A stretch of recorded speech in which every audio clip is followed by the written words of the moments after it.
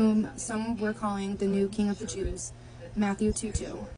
One thing that stood out to me was that Herod put a Roman eagle on his beautified temple of Jerusalem. The Pope claimed himself to be a Roman, and he's from the United States, born and raised in Illinois, actually.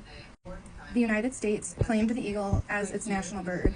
Therefore, when the new Pope called himself a Roman, it is hitting me that he's calling himself a Roman eagle, which is interesting because the connection is there. You must not make for yourself an idol of any kind or an image of anything in the heavens or on the earth or in the sea. Exodus 24, part of the 10 Commandments.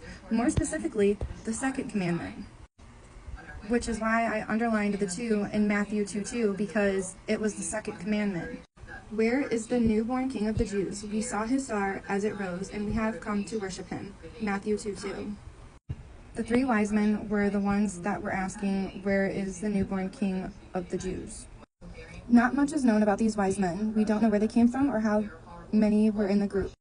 Because of the 3 different gifts they gave to Jesus, tradition has assumed that there were just 3 men on this journey. Tradition also says that these were men of high position from Parthia, near the site of ancient Babylon. How did they know that the star represented the Messiah? 1. They could have been Jews who had remained in Babylon after the exile and knew the Old Testament predictions of the Messiah's coming. 2. They may have been Eastern astrologers who studied ancient manuscripts from around the world. Because of the Jewish exile centuries earlier, they would have had copies of the Old Testament in their land. 3. They may have had a special message from God directing them to the Messiah. Some interpreters say that these wise men were each from a different land, representing the entire world, bowing before Jesus and fulfilling the prophecy that all the nations would come to him.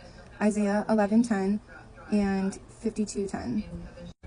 These men from faraway lands recognized Jesus as the Messiah, while most of God's chosen people in Israel did not. Matthew pictures Jesus as king over the whole world, not just Judea. The wise men traveled many hundreds of miles to see the King of the Jews. When they finally found him, they responded with joy, worship, and gifts.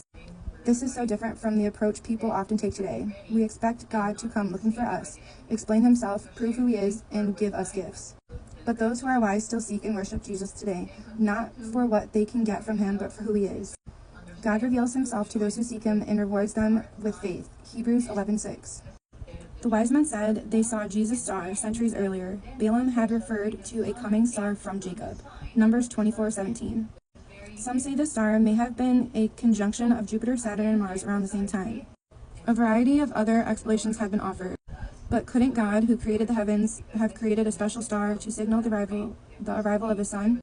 Whatever the nature of the star, these wise men traveled many miles searching for a king, and they found him.